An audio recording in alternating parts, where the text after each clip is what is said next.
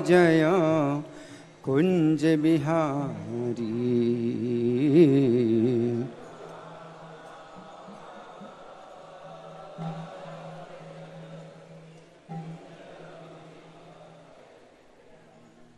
जय राधा माधव जय कुंज बिहारी।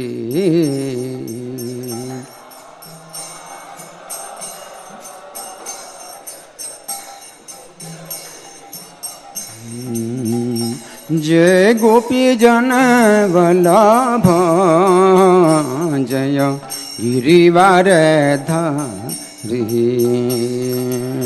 श्रीधाम को ले जाना है ना एक जगह, अभी जाना पड़ रहा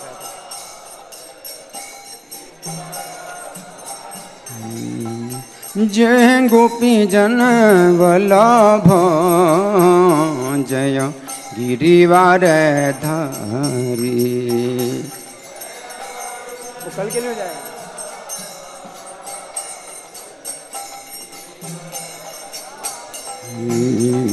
जय यशोदानंदन जय ब्रज जन रंजन।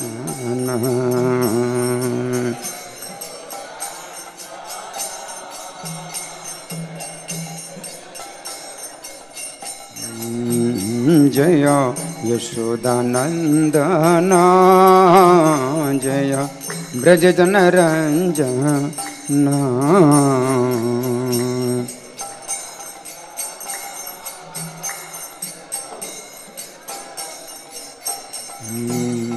जय यमुना तीरवनचारी जय कुंज बिहारी।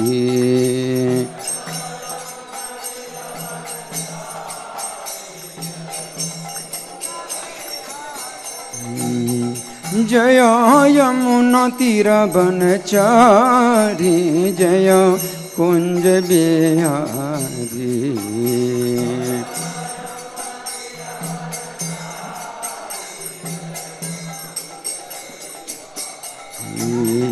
जय राधा माधव जय कुंज बिहारी।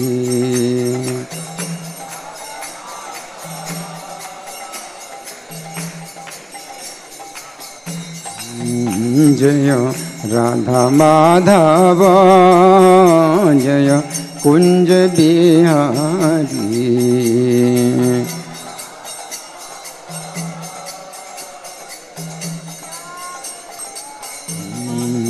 नित्य गौर हरि बोल हरि बोल हरि बोल हरि बोल।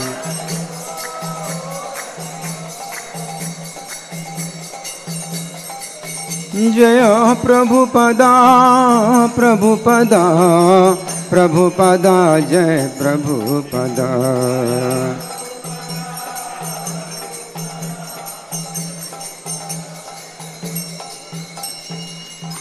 जय ओम विष्णुपाद परमहंस परिव्राजकाचार्य अष्टोत्तर श्री श्रीमधि डिवाइन ग्रेस अभयचरणारविंद भक्ति वेदांत स्वामी श्रील प्रभुपाद की जय।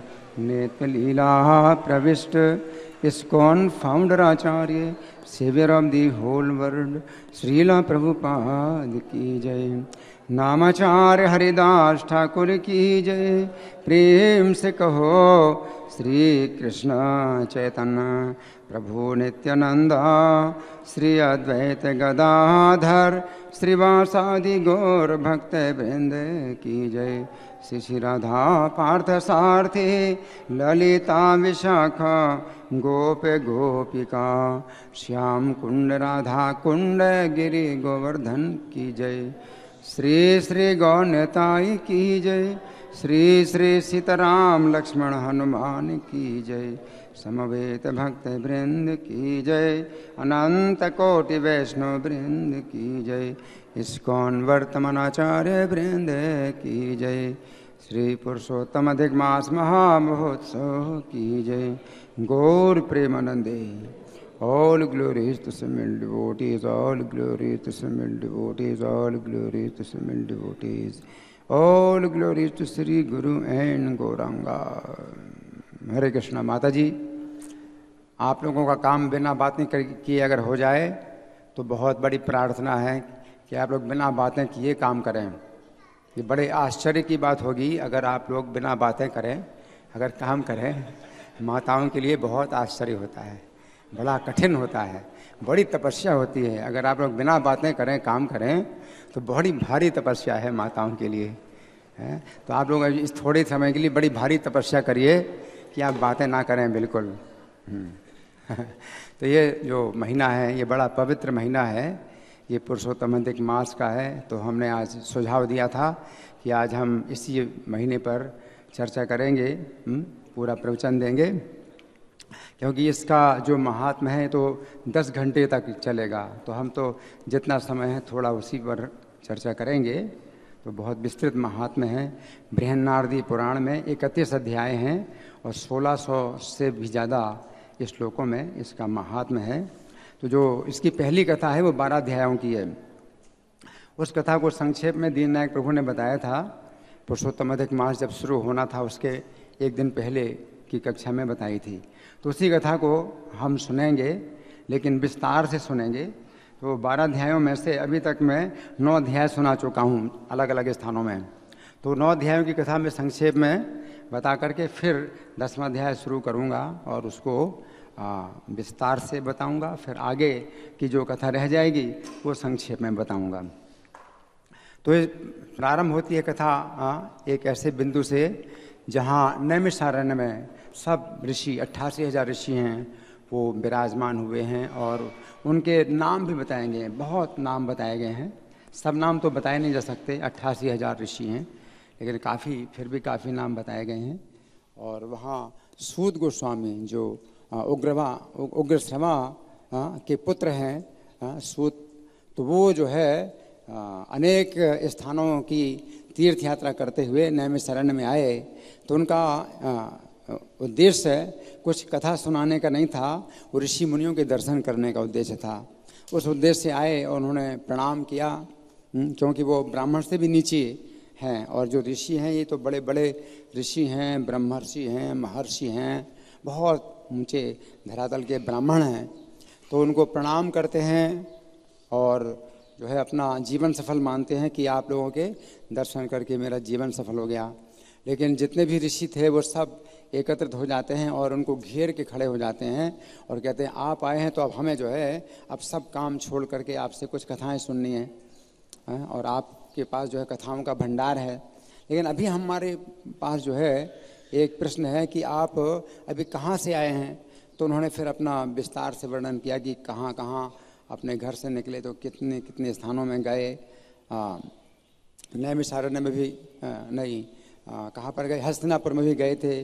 और परीक्षित महाराज ने सुखदेव गोस्वामी से जो श्रीमद् भागवत सुनी वो भी वो मैंने मेरे आँखों के सामने वो कथा हुई थी। और फिर परीक्षित महाराज का वैकुंठ गमन भी हुआ, वो भी देखा। उसको देखने के बाद फिर मैं यहाँ आप लोगों के दर्शन करने के लिए आया हूँ। तो फिर जितने भी ऋषि हैं वो कहते हैं कि आप हमें कुछ ऐसी कथा सुनाइए जो सब कथाओं का सार और उसका भी सारांश हो। इसका मतलब है कि कथा हो बहुत थोड़ी लेकिन उसका फल बहुत बड़ा हो, बहुत बड़ा फल हो, जिसमें कि सब प्रकार के कष्ट ही मिट जाएं, भगवान के धाम की प्राप्ति हो। तो सूत गोस्वामी जो है विचार करते हैं कि ऐसी कौन सी कथा हो सकती है। फिर उन्होंने बताया कि मैं व्यास जी के मुख से निकली हुई एक कथा आपको सुनाऊंगा और उसको आप ध्यान से सुनें। तो फिर उन्होंने बताया कि नारद जी अनेक लोगों का भ्रमण करते हुए नर नारायण ऋषि के आश्रम में, बद्रिकाश्रम में जाते हैं और बद्रिकाश्रम में नर नारायण का दर्शन करते हैं और उनसे प्रश्न पूछते हैं। तो उनसे प्रश्न पूछते हैं कि मेरी एक बहुत बड़ी चिंता है कि अब कलयुग आ चुका है, कलयुग का जो है आगमन हो चुका है और कलयुग में लोग बहुत प्रकार से पीड़ित हैं। तो आप कुछ ऐसी कथाओं का जो है सार, उसका भी सारांश बतलाइए जिसमें कलयुग के जितने भी प्रकार के कष्ट हैं वो सब दूर हो जाएं। किसी को अंधापन की बीमारी है, किसी को लूला है, कोई लंगड़ा है, किसी को पत्नी से कष्ट है, किसी को पति से कष्ट है, अनेक प्रकार के कष्टों से लोग पीड़ित हैं, तो वो सब कष्ट दूर हो जाएं और भगवान के धाम की प्राप्ति हो जाए। कुछ ऐसा उपाय बताइए, कुछ ऐसी कथा बताइए। तो नारायण ऋषि कहते हैं कि ये तो आपने बड़ा कठिन प्रश्न किया है और मुझे विचार करना पड़ेगा। फिर नारायण ऋषि विचार करते हैं तो 1 मुहूर्त तक विचार करते हैं। 1 मुहूर्त कितना होता है? 48 मिनट का होता है। 48 मिनट तक विचार करते हैं। सोचिए ऐसी कथा उनको जो है सुनाने के लिए विचार करना पड़ा। तो फिर नारायण ऋषि कहते हैं कि अब मुझे एक घटना याद आ रही है, उसका मैं वर्णन करूंगा। तो ये जो इसी प्रकार का प्रश्न पांडवों ने भगवान कृष्ण से पूछा था और भगवान कृष्ण ने वो उनके प्रश्न का उत्तर दिया था, उसको आप सुनिए। तो फिर भगवान नारायण ऋषि पांडवों की पहले से कुछ घटनाएं बताते हैं कि कपट के जुए में हस्तिनापुर में जब 5 पांडवों को जो है हराया गया, उनका राज्य छीना गया और द्रौपदी का अपमान किया गया। उसके बाद फिर पांडवों को जो है 12 साल का वनवास हुआ। तो जिस समय 12 साल के वनवास में काम वन में रहते थे पांडव, द्रौपदी, तो बहुत कष्ट प्राप्त कर रहे थे। उनके शरीर में बड़े बड़े बाल हो गए थे, जैसे जंगली हाथी के शरीर में बड़े बड़े बाल हो जाते हैं, ऐसे हो गए। और मृग चर्म धारण करने वाले 5 पांडव, द्रौपदी एकदम कष्ट से दुर्बल हो चुकी, तो सबका रंग काला हो गया। तो भगवान कृष्ण उस समय उनका हालचाल देखने के लिए आए, तो कई ब्राह्मणों के साथ में आए थे। लेकिन जब भगवान ने देखा कि पांडवों का इतना जो है इतनी दुर्दशा हो रही है और उनके साथ कितना अन्याय हुआ है, तो इसको देख करके भगवान कृष्ण का जो है चेहरा क्रोध से तमतमा उठा। और उनके क्रोध से तो ऐसा लगा कि पूरा ब्रह्मांड ही भस्म हो जाएगा। तो पांडवों ने फिर प्रार्थना की भगवान से कि आप अगर ऐसा क्रोध करेंगे, एक व्यक्ति के अन्याय से इतना आप क्रोध करेंगे, पूरा ब्रह्मांड ही नष्ट हो जाएगा, तो हमारा भी विनाश हो जाएगा, हम लोग भी तो इसी ब्रह्मांड में हैं, आप हमारी तो रक्षा कीजिए, आप शांत होइए। तो फिर भगवान कृष्ण शांत हुए और हरि बोल, भगवान कृष्ण शांत हुए और अर्जुन ने फिर प्रश्न किया।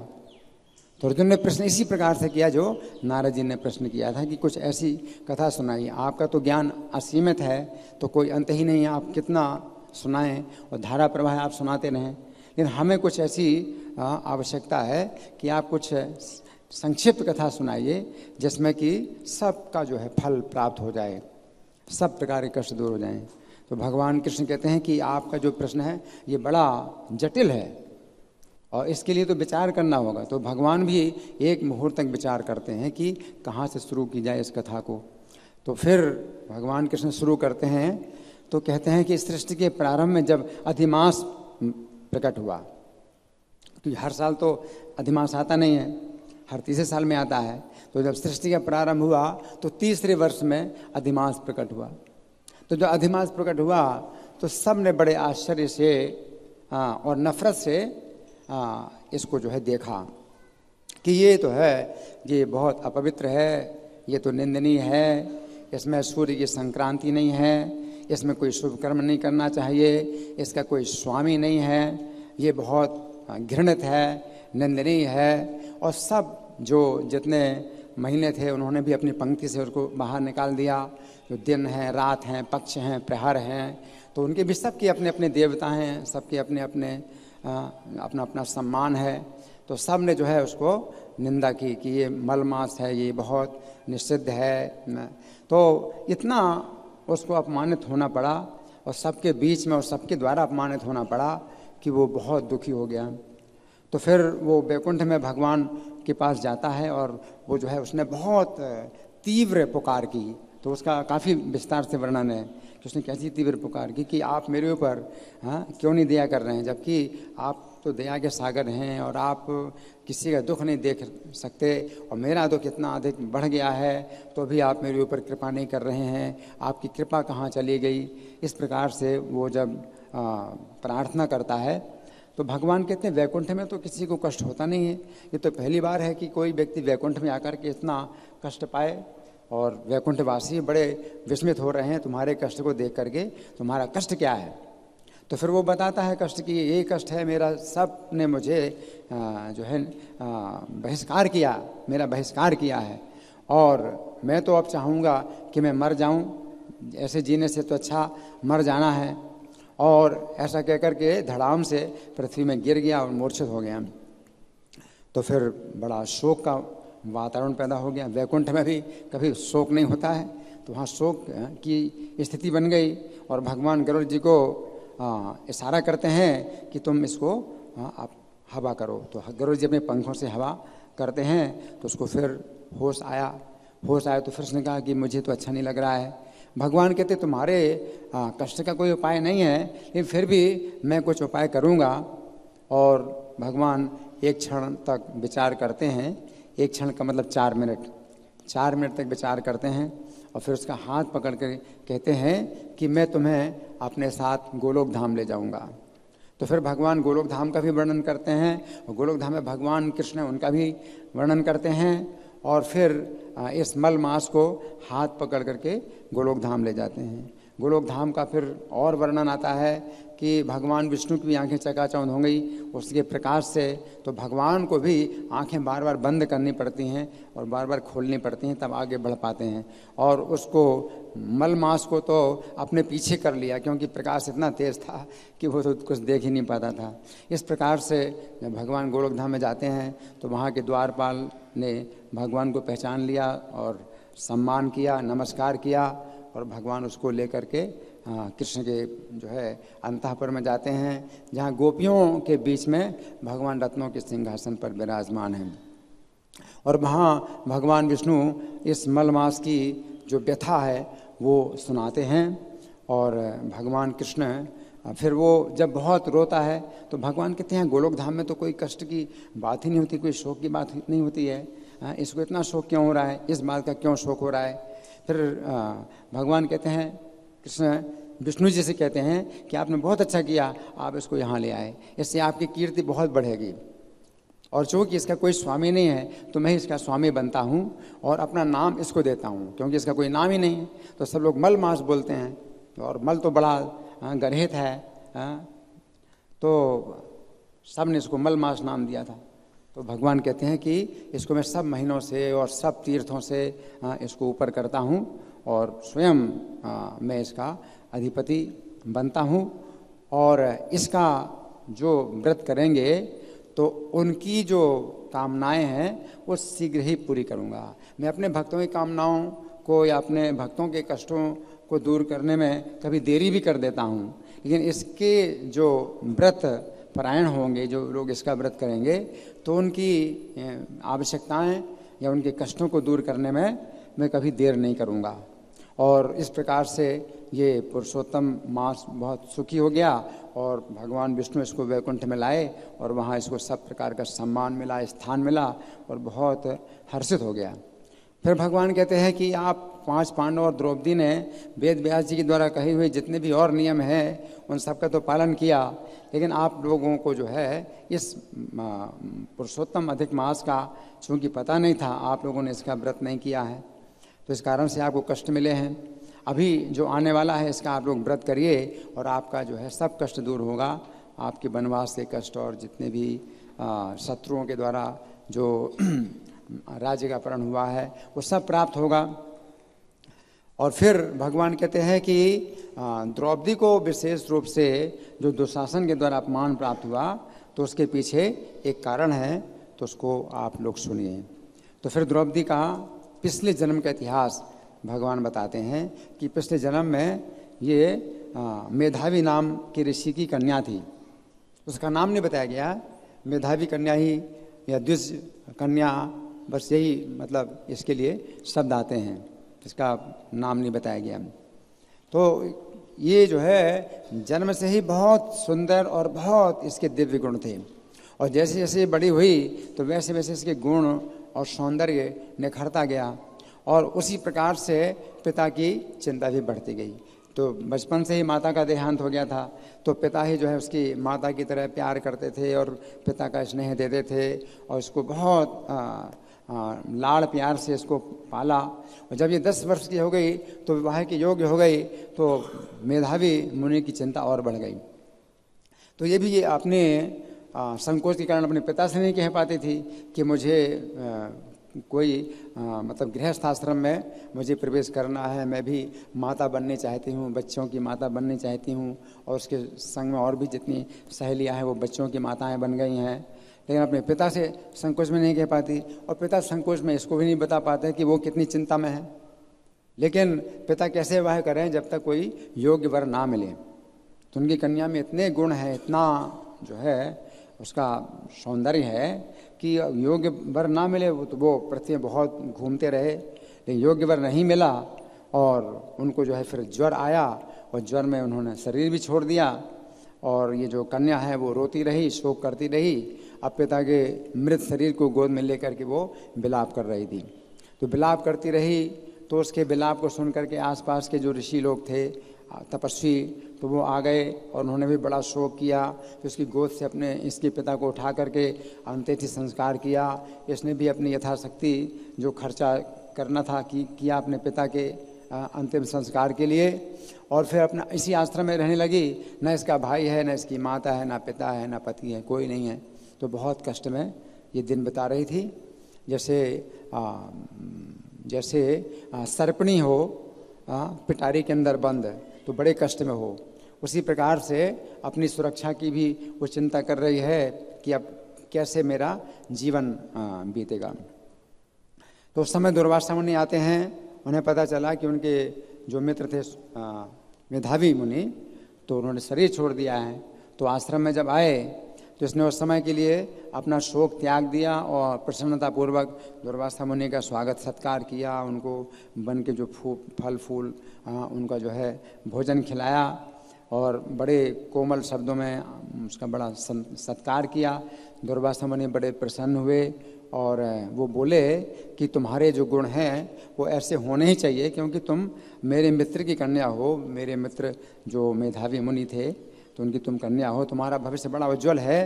और अब मैं जाऊंगा नर नारायण के आश्रम में और तुम्हें जो है मैं आशीर्वाद देता हूँ।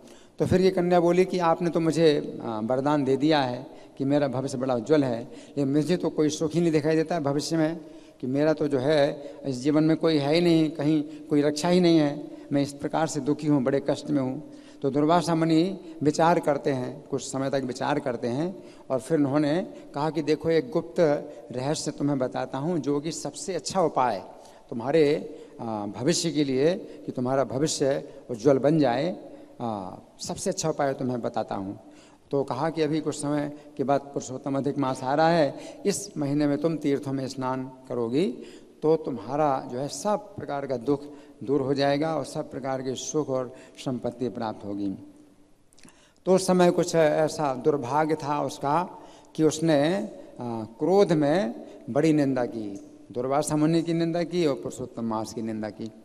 तो वो बोले कि आप झूठ बोलते हैं, आप ये जो महीना है तो सबसे अपवित्र है, ये मल मास है, इसमें संक्रांति, सूर्य की कोई संक्रांति नहीं है, इसमें कोई शुभ कर्म नहीं करना चाहिए, आप इसकी प्रशंसा क्यों कर रहे हैं, आप झूठ बोल रहे हैं।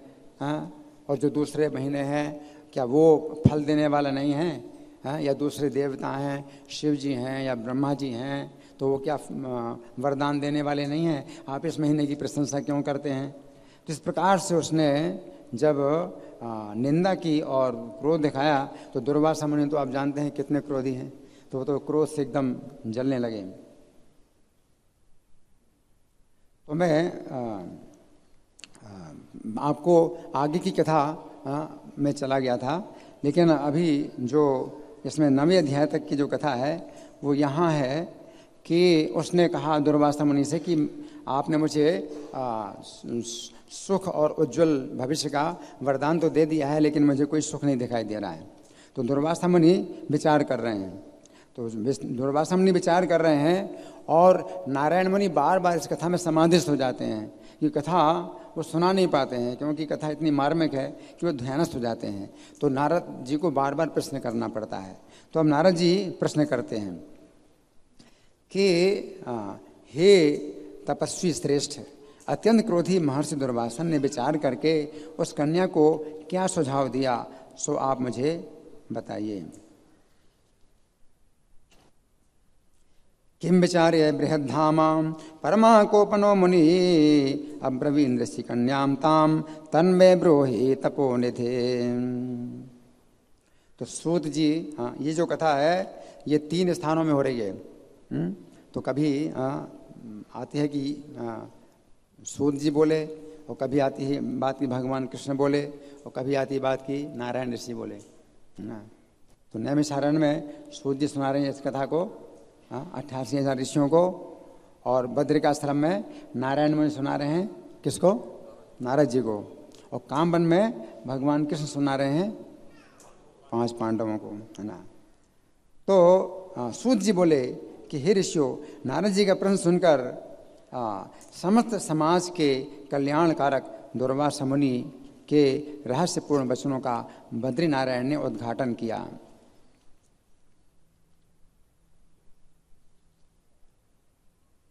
नारदस्य वचः श्रुत्वा प्रोवाच बद्रीपति दुर्वासो वचनम गुह्यम सर्वेषां हितैर्द्विजाम्। तो नारायण मुनि कहते हैं कि हे नारद, मेधावी ऋषि की कुमारी कन्या के क्लेश को दूर करने के निमित्त दया सागर दुर्वासा मुनि ने जो उपाय बतलाया उसे हम कहते हैं, आप सुनिए। शृणु नारद वक्ष्येऽहं यदुक्तं मुनिना तदा मेधावी तनया दुःखम अपने तुम कृपालुना। दुर्वासा मुनि ने कहा कि हे सुंदरी, गुप्त से भी गुप्त एक महान उपाय है जिसे मैं तुझसे कह रहा हूँ। सुनो, ये उपाय किसी को बतलाने योग्य नहीं है, परंतु तुम्हारे लिए तो मैंने इस पर भली भांति विचार कर लिया है। हर कोई समझ नहीं पाता इतना जो रहस्य है पुरुषोत्तम अधिक मास का, हर व्यक्ति जो है सोच नहीं सकता, और विश्वास करना बड़ा मुश्किल होता है। इसकी महिमा इतनी ज़्यादा है। लेकिन दुर्वासा मुनि कहते हैं कि तुम्हारे लिए मैं बता रहा हूँ, ये गुप्त से गुप्त उपाय है, ये सबको बताने लायक नहीं है, हर कोई नहीं समझेगा। लेकिन समस्या है कि ये भी नहीं समझ पाई, है ना। शृणु सुंदरी वक्ष्यामि गुह्यान् गुह्यतरं महन् आख्येयं नैव कस्यापि तदर्थं तु विचारितम्। विस्तार पूर्वक ना कहकर मैं तुझसे संक्षेप में ही बतला रहा हूँ। हे भाग्यशालिनी, इस महीने से तीसरा महीना जो आएगा वो पुरुषोत्तम मास होगा।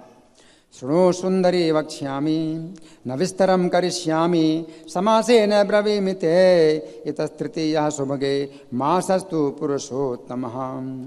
उस मास में तीर्थों में स्नान कर मनुष्य भ्रूण हत्या के पाप के भय से मुक्त हो जाते हैं। कार्तिक आदि 12 महीने इसकी तुलना नहीं कर सकते।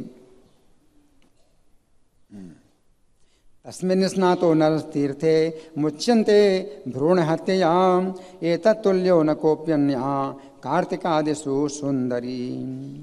जितने महीने हैं, जितने पक्ष हैं, जितने भी पर्व दिवस हैं, वे सब पुरुषोत्तम मास की 16वीं कला की भी बराबर नहीं है। 16वीं कला का मतलब 6% भी नहीं है ना। तो सब मिला करके भी सर्वे मासा तथा पक्षा परमान्यानि यानि च पुरुषोत्तम मासस्य कलाम नार्हन्ति षोडशी। मतलब सब महीने पक्ष को मिला करके भी अगर देखा जाए तो जो फल है तो वो पुरुषोत्तम महीने के 6% के भी बराबर नहीं है, सब मिला करके, है ना। सोचिए, वेदोक्त जितने भी साधन और भी जितने परम पद प्राप्ति के साधन हैं वे भी पुरुषोत्तम मास की 16वीं कला के भी समान नहीं हैं। साधनानि समस्तानि निगमोक्तानि यानि च मासस्य तस्य नार्हन्ति कलाम अपि च षोडशी। 12,000 वर्षों तक निरंतर गंगा स्नान करने से जो फल मिलते हैं तो वो फल पुरुषोत्तम मास में कहीं भी जहाँ कहीं भी एक बार भली भांति स्नान करने लेने से प्राप्त होता है। सोचिए 12,000 साल तक कोई गंगा में स्नान करे तो अगर रोज स्नान करे तो 12,000 में 360 से गुणा करें तो कितना होगा? 4,32,000। तो 4,32,000 गंगा स्नान, और पुरुषोत्तम मास में जहाँ कहीं भी एक बार अच्छी प्रकार स्नान किया जाए बराबर। गंगा स्नान भी नहीं, पुरुषोत्तम मास में जहाँ कहीं भी एक बार अच्छी प्रकार स्नान कर लिया जाए तो 12,000 साल तक गंगा स्नान के बराबर है ना। हरि बोल। द्वादशाब्दे सहस्राणि गंगा स्नाने यत् फलम गोदावरी सकृत स्नानाद यत् फलम सिंहगे गुरौ तदेव फलमाप्नोति मासे वै पुरुषोत्तमे सकृत स्नान मात्रेण यत्र कुत्रापि सुंदरी। ये मास श्री कृष्ण जी का अत्यंत प्यारा है और नाम से भी भगवान का स्मरण कराने वाला है। हे भामिनी, इस मास में भगवान पुरुषोत्तम की सेवा, आराधना, व्रत करने से सब कामनाएं पूरी हो जाती हैं। श्री कृष्ण वल्लभो मासो नाम नाचा पुरुषोत्तम तस्मिन् संसेविते बाले सर्वं भवति वांछितम। इसलिए तुम पुरुषोत्तम मास की आराधना शीघ्र आरंभ कर दो। भगवान पुरुषोत्तम की भांति प्रसन्नता पूर्वक मैंने भी इस मास की पूजा, आराधना, व्रत और क्रियाएं की हैं और करता भी हूँ। तस्मान्निवेशयासु त्वं मासं तं पुरुषोत्तमं मयापि सेव्यते सोऽयं पुरुषोत्तम भवन्मुदा। एक समय की बात है कि कुपित होकर मैंने महाराज अम्बरीश को भस्म करने के लिए कृत्या राक्षसी भेजी थी। तो ये कथा तो बहुत प्रसिद्ध है कि दुर्वासा मुनि ने अम्बरीश महाराज को मारने के लिए कृत्या राक्षसी भेजी थी। उस समय भगवान हरि ने प्रज्वलित सुदर्शन चक्र मुझे ही भस्म करने के लिए मेरे पीछे भेजा था। एकदा भस्मसात् कर्तुम् अम्बरीशं क्रुधा मया मुक्ता कृत्वा तदा बाले सुनाभं हरिणा ज्वलन्। उस समय मैंने पुरुषोत्तम मास का व्रत करने से, मेरे द्वारा पुरुषोत्तम मास का व्रत करने से वो सुदर्शन चक्र लौट गया। मेरे द्वारा पुरुषोत्तम मास का व्रत करने से वो सुदर्शन चक्र लौट गया। तो भागवत में तो लिखा है कि अम्बरीश महाराज ने प्रार्थना की थी तो चक्र लौट गया, लेकिन यहाँ बता रहे हैं कि पुरुषोत्तम मास का व्रत करने से लौट गया। इसका मतलब है कि समय समय पर चक्र फिर आता रहता होगा। तो फिर दुर्वासा मुनि ने परमानेंट उसका जो है उपाय किया, तो पुरुषोत्तम मास का व्रत किया तो उसका जो है स्थायी निवारण हो गया। तो ये जो है ऐसा ही है लगता है।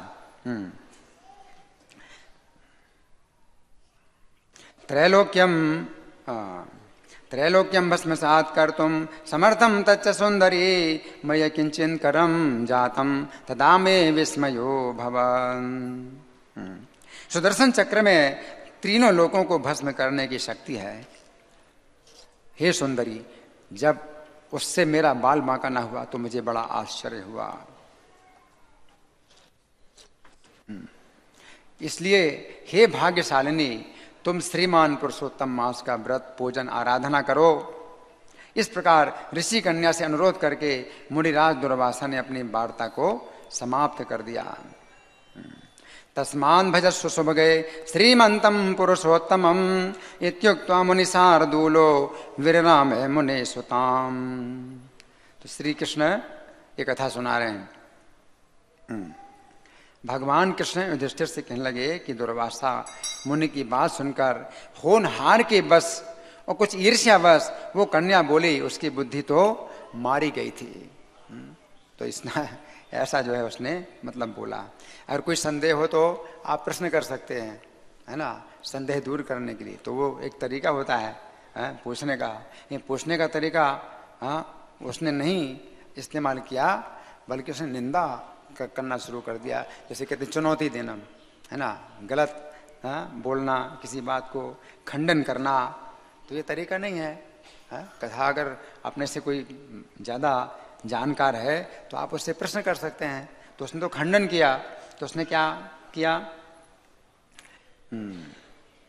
दुर्वासो वचनम श्रुत्वा बाला मूढ़धिया वदन् भाविना प्रेरिता राजन् दसूया प्रेरिता सती। मन में तो कोप के कारण वो उबाल खा रही थी, फिर भी मुनिराज दुर्वासा से कहने लगी। मुनिकन्या बोली, हे ब्राह्मण, हे ऋषिराज, आपने जो कहा वो मुझे रुचिकर नहीं प्रतीत होता है। दुर्वाससं मुनिश्रेष्ठं मनसि क्रोध संयुतां न मह्यं रोचते ब्रह्मन् यदुक्तं भवता मुने। क्या माघ बैसाख आदि मास निस्सार हो गए? क्या कार्तिक मास का महात्म्य कम हो गया? आप ऐसा क्यों कहते हैं? इसे समझा कर कहिए। कथम माघादयो मासा अकिंचन करताम गता कथम कार्तिक मासम तम ओनम वदसी तन्वद। बैसाख मास में स्नान दान व्रत पूजन करने से क्या मनोवांछित फल नहीं मिलता है? सदाशिव से लेकर जितने देवता हैं, क्या वे आराधना पूजा करने से फल नहीं देते हैं? वैशाखा सेविता किं वा न दास्यते सुकामितं सदाशिवादयो देवा फलदा किं न सेविता।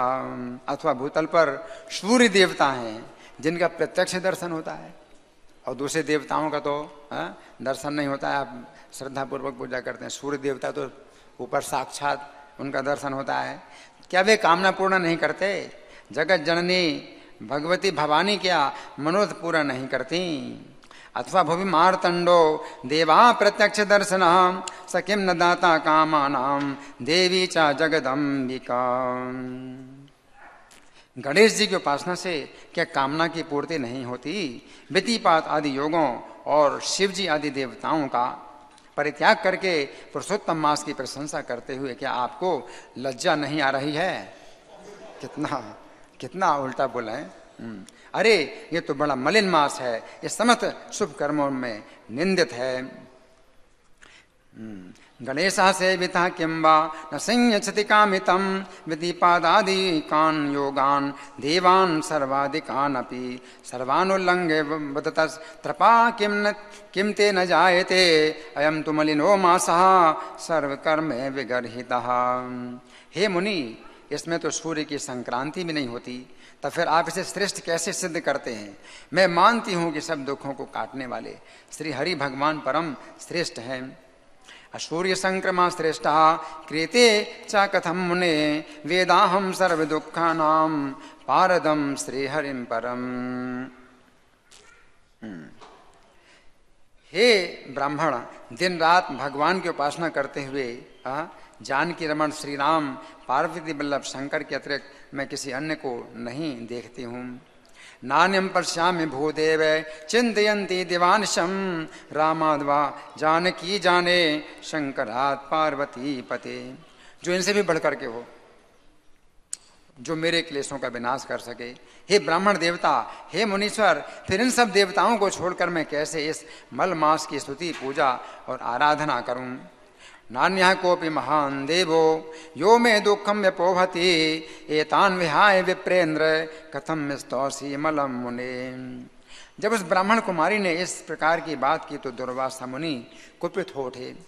उनका शरीर प्रज्वलित हो उठा, उनकी आंखें क्रोध के मारे लाल हो उठी।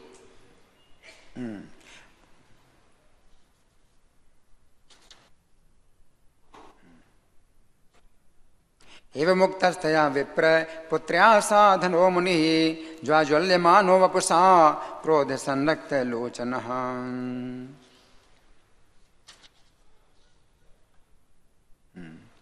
इतना होने पर भी दयार्द होकर अपने मित्र कन्या को शाप नहीं दिया।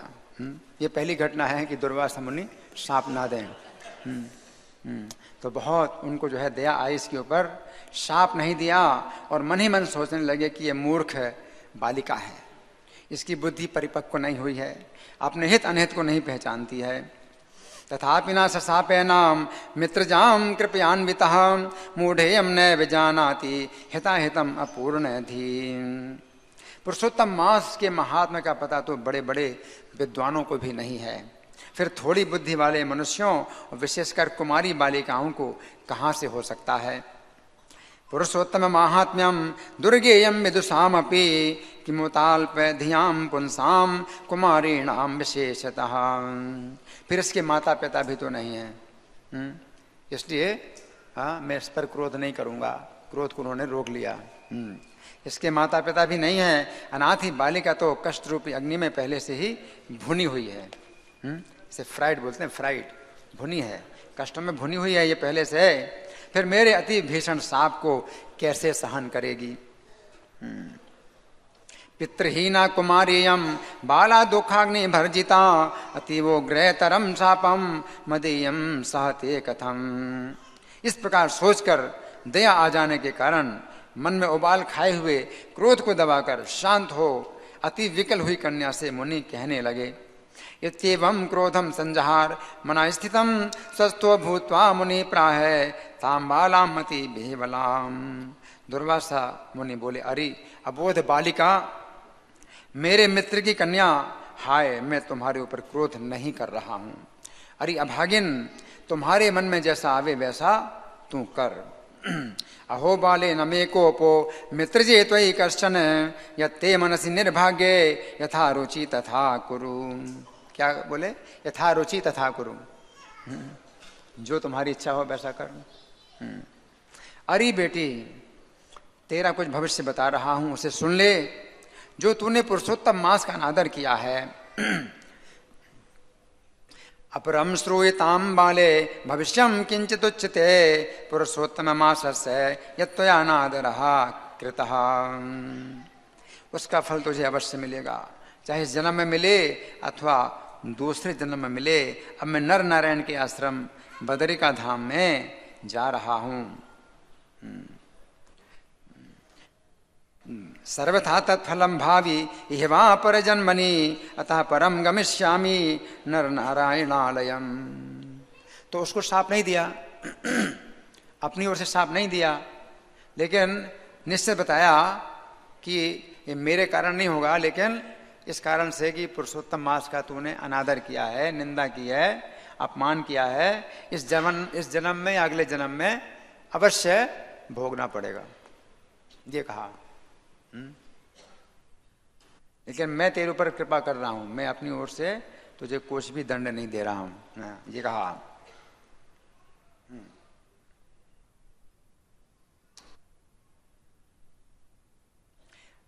अरे भाई भेवला, तुम्हारे पिता मेरे मित्र थे, इसलिए मैंने तुझे शाप नहीं दिया।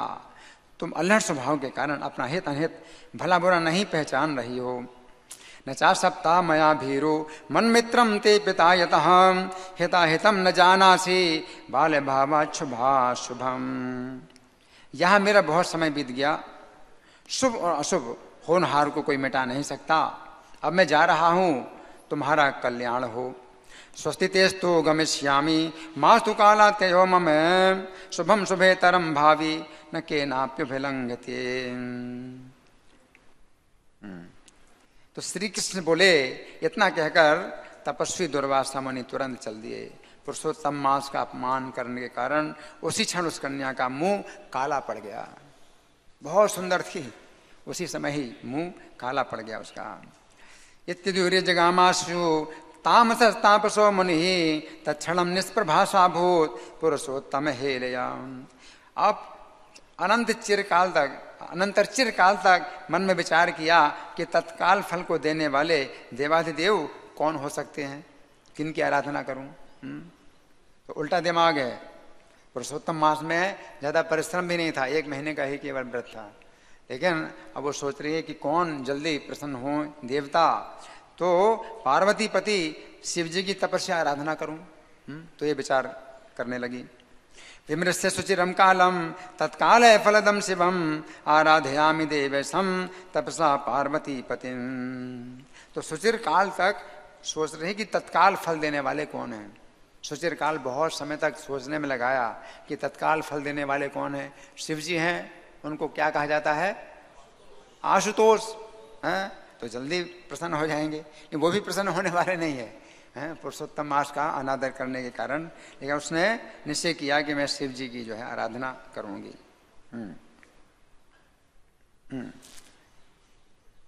तो श्री कृष्ण जी कहने लगे कि हे राजन, मेधावी ऋषि की कन्या ने अपने मन में ऐसा निश्चय करके अपने आश्रम में रहकर शंकर जी की दुष्कर तपस्या करने का संकल्प किया। इति निश्चित्य मनसा मेधावी तनयान पे दुष्करम तत्तपः कर्तुम ये स्वाश्रमे स्थिता। दुर्वासा मुनि के प्रचंड आग्रह को ठुकराया उसने। समस्त फलों के दाता लक्ष्मी नारायण की उपासना का परित्याग किया, ब्रह्मा जी की आराधना को छोड़ा और ऋषि कन्या अपने आश्रम में रहकर अंधकासुर का वध करने वाले शंकर जी की पूजा करने के लिए तत्पर हो गई। आर्षे प्रबल मुनेर्वचो विनिंद्य प्रोद्युक्तांधक रिपु सेवने वने स्वे लक्ष्मी संबहुल फल प्रदम विहाय सावित्री पतिमपि तादृशम निरस्य। तो इति श्री बृहन्नारदी पुराणे पुरुषोत्तम मास महात्मे कुमारी शिवाराधनो योगे नाम 10वां अध्याय। 10वां अध्याय मैंने पूरा किया है। अब बाकी जो कथा है वो मैं आपको संक्षेप में सुना करके फिर आपसे प्रश्नों का आग्रह करूंगा कि आप लोगों की ओर से कोई प्रश्न, कोई चर्चा है। तो आगे की जो कथा है वो इस प्रकार से है कि 9000 साल तक उसने अपने आश्रम में तपस्या की शिव जी की। शिव जी को प्रसन्न करने भी इतना समय लगा उसको, 9000 साल तक। और कितनी कठिन तपस्या की, वर्षा में पूरा जो है मतलब भीगना, हाँ, वर्षा की बौछारों में भीगना, गर्मियों में जो है चारों तरफ आग लगा लेना और नंगी जमीन में जो है गर्म जमीन में बैठना, ऊपर से सूर्य का जो है ताप सहन करना, हाँ, और भूख प्यास का भी कष्ट सहन करना, और जाड़ों में गले तक जो है पानी में खड़े रहना। इतनी कठोर तपस्या करके 9000 साल के बाद भी शिव जी आए तो प्रसन्न नहीं हुए। हाँ, वो कुछ उन्होंने दिखावा किया कि ठीक है वर मांगो, और जब वर मांगने के लिए कहा तो उसने वर मांगा, मुझे पतिम देही 5 बार बोली पतिम देही, पति दीजिए पति दीजिए। तो शिव जी ने कहा तुझको 5 पति मिलेंगे। तो फिर बड़ी दुखी हो गई कि आपने मुझे ये तो बड़ी लज्जा की बात बता दी, 5 पति। हाँ, तो एक पति की 5 स्त्रियां हो सकती हैं, लेकिन एक स्त्री के 5 पति कैसे हो सकते हैं, मेरे लिए बड़ी लज्जा की बात है। शिव जी कहते हैं कि ये तो तुम्हें भोगना ही होगा, क्योंकि तुमने पुरुषोत्तम मास का अपमान किया है, हम तो उसी के ही सेवक हैं। हाँ, कोई अगर उनका अपमान करे, निंदा करे, तो कोई भी जो है साथ नहीं देता। अब तुम जो है तुम्हें जो कुछ भी मिल गया है उसको तुम्हें भोगना है। और शिव जी अंतर्धान हो गए। तो फिर उसने भी शरीर छोड़ा, फिर राजा द्रुपद के यज्ञ में यज्ञ कुंड से उत्पन्न हुई, और बहुत दिव्य कन्या थी, बहुत गुणों से संपन्न थी। और राजा द्रुपद ने फिर स्वयंवर रचा, और फिर अर्जुन ने जो है मत्स्य वेधन किया, और फिर 5 पांडवों के साथ विवाह हुआ द्रौपदी का। तो वो सब घटना प्रचलित है। और उसके बाद फिर दुशासन ने जैसे अपमान किया द्रौपदी का, तो भगवान कृष्ण बताते हैं कि चूंकि पुरुषोत्तम अधिक मास का इसने अपमान की थी, निंदा किया था, इस कारण से इसको ऐसी दुर्गति प्राप्त हुई। लेकिन फिर इसने, द्रौपदी ने चूंकि मेरे नाम का उच्चारण किया, पुकारा, तो मैंने इसकी रक्षा की। तो फिर भगवान कृष्ण पांडवों को ये बताते हैं कि तुम लोग अब इसका जो है आदर करो, इसका जो है व्रत करो। तो हम लोग तो ज़्यादा कुछ नहीं करते हैं। पुरुषोत्तम अधिक मास में जिनका मंगल आरती का नियम है तो मंगल आरती में आए हैं, और अधिक जब चाहें तो कर सकते हैं, या कुछ पाठ कर सकते हैं, प्रभुपाद की पुस्तकें पढ़ सकते हैं।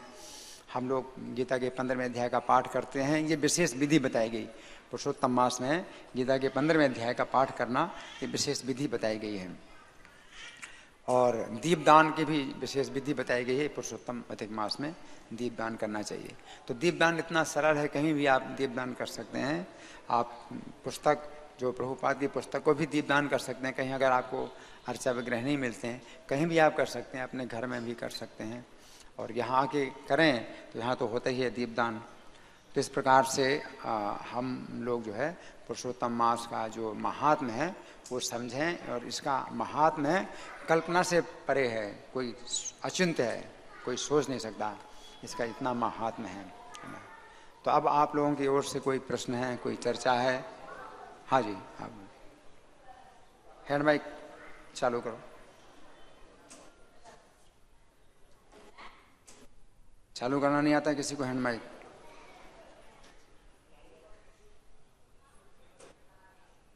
लाइट जल गई ना? ठीक है। हरे कृष्ण प्रभु जी। हाँ प्रभु जी, जैसे आपने बताया कि जो दुर्वासा मुनि गुस्से में आ गया था, वो गुस्से में आ गया था जो मुनीस की पुत्री पर, तो उसमें हम देखते हैं कि वो गुस्सा आ गया था बट उनको पता चल गया था कि वो गुस्से में है, तो उस गुस्से को उन्होंने शांत कर लिया है। सामावदार, तो उन्होंने उसका कंडीशन देख के उन्होंने अपने गुस्से को शांत कर लिया। आपका प्रश्न ये है कि दुर्वासा मुनि को गुस्सा आया तो उन्होंने शांत कर लिया? शांत कर लिया है। हाँ। बट यहाँ पे एक चीज़ है, जब अम्बरीश महाराज की केसेस में उन्होंने अपने गुस्सा को शांत नहीं कर पाया तो उन्होंने कृत्या को बुलाया। हाँ। बट उन्होंने शांत कर पाया क्योंकि एक वो महान ऋषि थे, उन्होंने पता चल गया कि वो मेरा गुस्सा आ रहा है, मुझे यहाँ पे दिखाना नहीं चाहिए। बट वहाँ पे उन्होंने कैसे मतलब गुस्सा दिखाया एक वक्त। अम्बरीश महाराज के घटना में दुर्वासा मुनि ने अपने गुस्से को शांत नहीं किया। बड़ा अच्छा प्रश्न है। अम्बरीश महाराज की घटना में दुर्वासा मुनि ने अपने गुस्से को शांत नहीं किया, तो उन्हें विचार करना चाहिए कि अम्बरीश महाराज ने अगर पानी पिया है तो उसके पीछे कुछ कारण होना चाहिए। तो उन्होंने अपने गुस्से को शांत नहीं किया, उन्होंने जो है और उनको प्राण दंड देने के लिए कृत्या उत्पन्न की। तो इसके पीछे भी अगर देखा जाए तो बहुत मतलब घटनाएं ऐसी हैं जिनमें कि कारण मिलता है। तो ब्रह्म विवृत पुराण में कुछ और भी कारण बताया गया है कि अंगिरा मुनि की कन्या थी, एकानंसा नाम की कन्या थी, दुर्वासा मुनि को जो है वो पत्नी के रूप में प्राप्त हुई थी। और वो बहुत कलह करती थी, बहुत झगड़ा करती थी। उसको दुर्वासा मुनि हमेशा शांत करते, बार बार समझाते, लेकिन फिर जो है वो झगड़ा करती और झगड़ा के अलावा कुछ करती नहीं। तो दुर्वासा मुनि ने शाप दिया उसको, तुम भस्म हो जा। भस्म कर दिया। फिर अंगिरा मुनि को पता चला, भस्म कर दिया। तो आपके अंदर इतना क्रोध है, आप जो है कुछ दंड दे सकते थे, सुधारने के लिए दंड भी तो दिया जाता है। आपने भस्म ही कर दिया मेरी कन्या को। अब मैं आपको शाप देता हूं कि आपको भी जो है भगवान के चक्र से भय प्राप्त होगा। तो अब अलग अलग शास्त्रों में ये घटनाएं कुछ ऐसी मिलती हैं जिससे पता चलता है कि कुछ ऐसे मतलब कारण बने। अब दुर्वासा ने अपने क्रोध को नहीं रोक पाए, उन्होंने ऐसा किया क्योंकि उनको ये शाप था। तो शाप के कारण जो है कोई व्यक्ति मोहित हो जाता है, तो वो जो नहीं करना चाहता वो भी कर बैठता है। तो ऐसी भी घटनाएं मतलब बन जाती हैं ऐसी, है ना। और फिर दुर्वासा मुनि में क्रोध है तो ये जो है उनका कुछ जन्मजात क्रोध है जो शिव जी के अंश से उत्पन्न हुए हैं। तो शिव जी में तमोगुण का प्रभाव है, तो वो जो है उनके अंदर भी उस तरह का प्रभाव है। शिव जी विनाशकारी जो तमोगुण के ही देवता हैं, तो उनके अंदर भी पाया जाता है क्रोध। और कई बार वो क्रोध कर बैठते हैं, तो दुर्वासा मुनि भी क्रोध कर बैठते हैं। लेकिन उनकी तपस्या बहुत ज़्यादा है, तपस्या बहुत ज़्यादा है, तो इसलिए हमें नकल नहीं करना चाहिए उनकी तो रक्षा फिर भी हो जाती है क्योंकि उनके अंदर बहुत गुण भी हैं, है ना। हमारी रक्षा नहीं होगी, ठीक है ना। तो इसलिए हमें जो है बहुत ध्यान रखना चाहिए। और दुर्वासा मुनि बंधे हुए हैं, तमोगुण से बंधे हुए हैं। कुछ सृष्टि का जो है ये तमोगुण ये जो है इस तरह का बंधन है। शिव जी भी तमोगुण से बंधे हुए हैं, सृष्टि का ही जो है कुछ ऐसा बंधन है उनके ऊपर। तो हमें नकल नहीं करना चाहिए। हम चाहें तो तमोगुण को जो है दमन कर सकते हैं, सत्वगुण में आ सकते हैं और हमारे अंदर वो सब। लेकिन ये लोग भी जो है तमोगुण में होते हुए भी बहुत ऊंची स्थिति के हैं, बहुत ऊंचे धरातल के हैं। और भक्ति का जो है उनके ये जो है उनके ऊपर बहुत मतलब उनका जो है अधिकार है, भगवान की भक्ति में ही बहुत अधिकार है इनका। तो इसलिए इनकी रक्षा फिर भी हो ही जाती है। कुछ दंड मिलता है, कुछ भय प्राप्त होता है, ये रक्षा हो ही जाती है ना। लेकिन हमारी रक्षा नहीं होगी।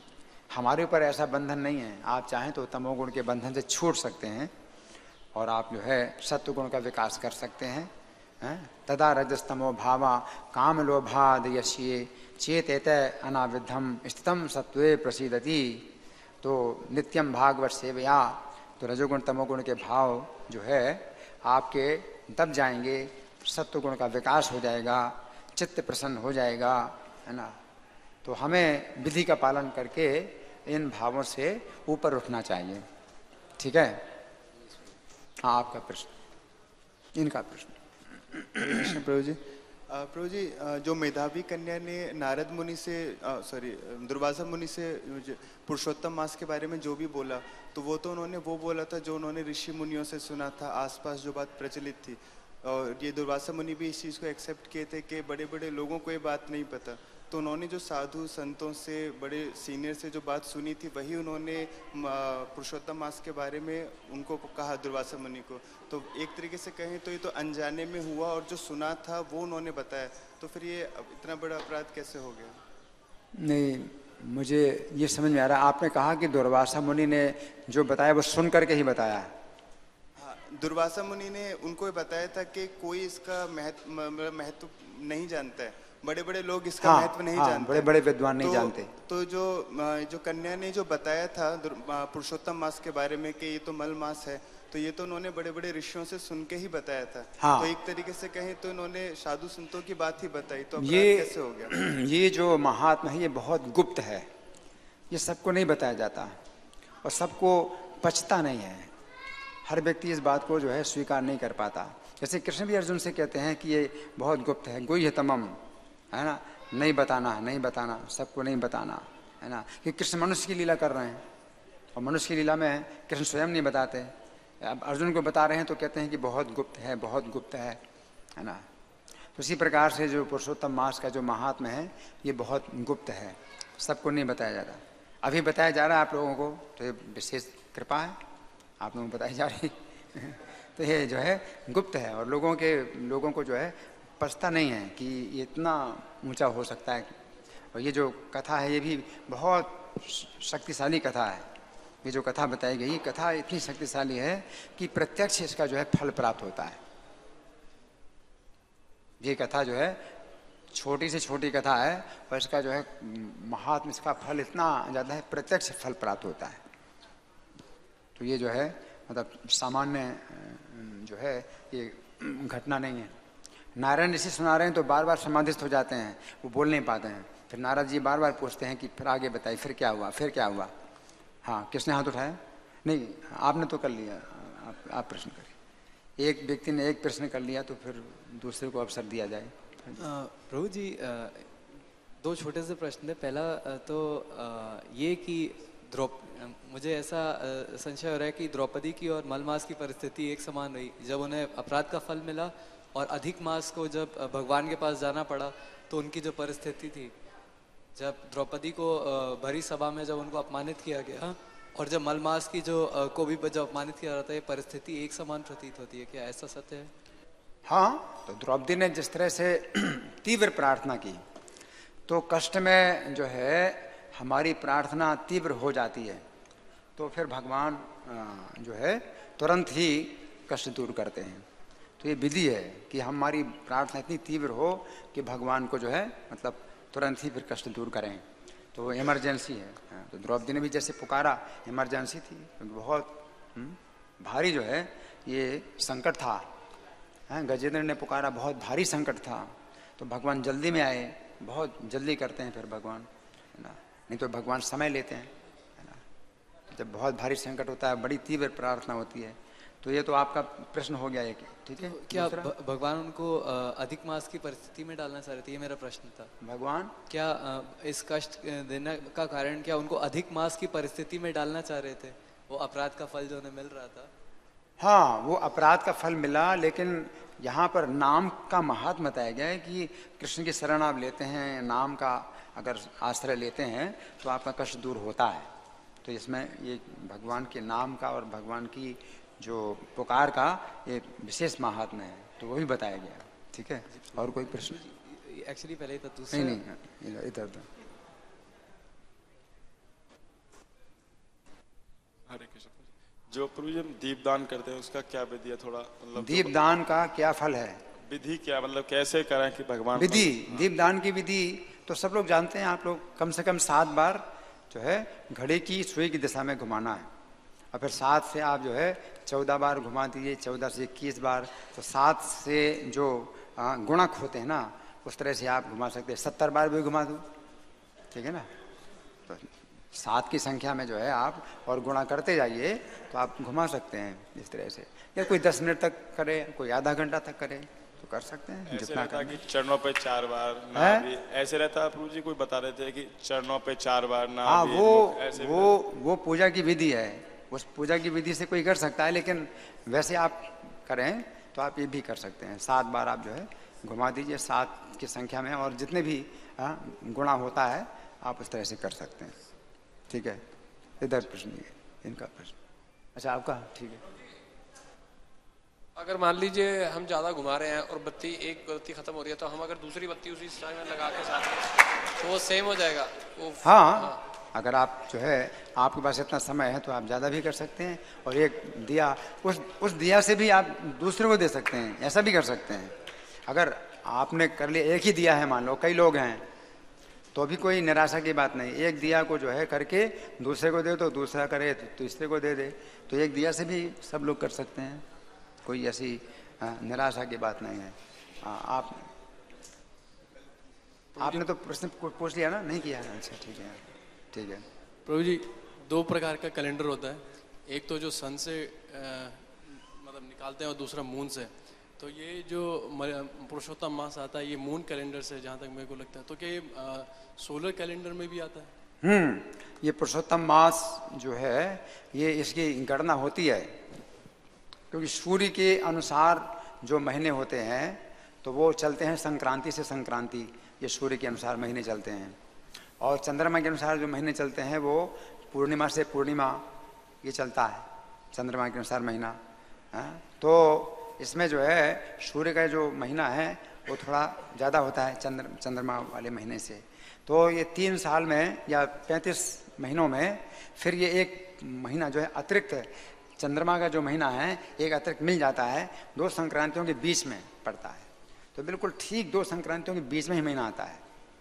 संक्रांति के बाद शुरू होता है महीना, और महीना के बाद संक्रांति शुरू होती है। तो 2 संक्रांतियों के बीच में पूरा का पूरा एक महीना निकल आता है, तो उसको पुरुषोत्तम अधिक मास कहा जाता है। ठीक है? संक्रांति क्या होती है? सूर्य जो है अलग अलग राशियों में प्रवेश करते हैं। ये सूर्य जो है जो परिक्रमा करते हैं पृथ्वी की, तो उसमें 12 राशियों में विभाजन किया गया है उस परिक्रमा को। तो उसमें एक एक राशि में जब सूर्य प्रवेश करते हैं तो वो संक्रांति कहलाती है ना। तो इस प्रकार से जो है सूर्य के अनुसार जो वर्ष होता है, तो उसमें 12 राशियों में एक एक राशि में जो है वो संक्रांति कही जाती है। ठीक है, आपका प्रश्न है? राशियां सूर्य का जो रास्ता है, परिक्रमा है, तो उसको 12 भागों में विभाजित किया गया, तो वो राशियां कहलाती हैं। ठीक है। हरे कृष्ण प्रभु जी। प्रभु जी, मेरा एक फर्स्ट क्वेश्चन ये था कि जो गंगा में स्नान करना पुण्य है या भक्ति है? गंगा में स्नान करना पुण्य है। पुण्य है तो गंगा में स्नान करना पुण्य है, लेकिन कोई अगर बहुत पुण्यात्मा होता है तो फिर भगवान की भक्ति में आ जाता है। चतुर्विधा भजन्ते माम, है ना। तो जो अपने आप में जो पुण्य है, तो ये हरिनाम भी जो है अपने आप में बहुत बड़ा पुण्य कर्म है। पुण्य श्रवण कीर्तना, भगवान की कथा भी जो है सुनने और जो है कीर्तन करने में एक बहुत बड़ा पुण्य है। तो हम अगर पुण्य को एकत्रित करते हैं, ये शाम तुंद कदम पापम जनानाम पुण्य कर्मणाम, तो हम पापों से हम बचें और पुण्य इकट्ठे करते रहें। हाँ, तो ते द्वंद मोह निर्मुक्ता भजनते माम दृढ़व्रता। तो द्वंद मोह से मुक्त होकर के दृढ़ निश्चय के साथ कोई व्यक्ति भजन कर सकता है। तो अपने पापों को आप जो है मिटाइए। तो आप 4 प्रकार के जो पाप कर्म हैं उनसे आप बचिए, हरे कृष्ण मंत्र का जाप करिए। तो इससे क्या होता है, आपने पापों को जो है आप निरस्त करते हैं और पुण्य आप बढ़ाते जाते हैं। तो अपने आप में जो पुण्य है, तो ये आपको जो है द्वंद्व मोह से निर्मुक्त करेगा। आपकी भौतिक कामनाएं आपकी दूर होंगी, आप सतोगुण में आएंगे। तो ये जो है जो पुण्य कर्म है, और श्रीमद् भागवत का सुनना या हरि नाम का जप करना, ये इतना शक्तिशाली पुण्य है कि वो आपको पवित्र करता है, आपकी चेतना को पवित्र करता है। ठीक है। तो प्रभु जी, हमारा क्वेश्चन मतलब ये था इसके रिलेटेड कि जो यहाँ पे बताया गया है कि 12,000 साल तक यदि गंगा में स्नान करें, यदि अधिक मास में एक बार कहीं भी स्नान कर ले तो इसके बराबर बताया गया है। बल्कि हम देखें तो पुण्य को एक भौतिक संसार की वस्तु बताया गया है, तो इतनी शुद्ध भक्ति को पुण्य से तुलना क्यों कर रहे हैं? यहाँ पर बताया गया कि अधिक मास में कहीं भी एक बार स्नान कर ले तो वो भावना इस प्रकार की होनी चाहिए, अधिक मास है इसमें मैं कर रहा हूँ। तो इससे अगर कोई व्यक्ति और कुछ नहीं जानता है लेकिन केवल इतना ही अगर कार्य करता है तो उसमें भी उसको अज्ञात सुकृति हो जाती है, उसकी अज्ञात सुकृति, उसको पता नहीं है तो भी सुकृति हो जाती है। जैसे अजामिल अपने पुत्र को नारायण बोल रहा था तो उसका कोई इरादा नहीं था कि मैं भगवान का नाम बोल रहा हूँ, और कोई अपराध नहीं हुआ कि नाम के बल पर पाप नहीं वो कर रहा था, पाप कर रहा था नाम के बल पर पाप नहीं कर रहा था, क्योंकि नाम नहीं बोल रहा था, वो अपने पुत्र को पुकार रहा था, फिर भी नाम उसमें था तो अपराध नहीं हुआ, तो उसी से उसकी बड़ी बड़ी रक्षा हो गई। तो उससे जो है उसको विष्णु दूतों के दर्शन हुए और उसको फिर उनका संग प्राप्त हुआ, उसको नाम का महात्म्य पता चला। तो ये सब जो है अगर हम अनजाने में भी ये कार्य करते हैं तो इनसे हमें जो है वो अवसर प्राप्त होते हैं कि हमें भक्तों की संगति प्राप्त होती है, हमें वो सूचनाएं प्राप्त होती हैं जो किसी को नहीं प्राप्त होती हैं। ठीक है, धन्यवाद। पुरुषोत्तम अधिक मास महामहोत्सव की जय, शीला प्रभुपाद की जय, राधा पार्षार्थी ललिता विशाखा की जय, गौर निताय की जय, सीताराम लक्ष्मण हनुमान की जय हो।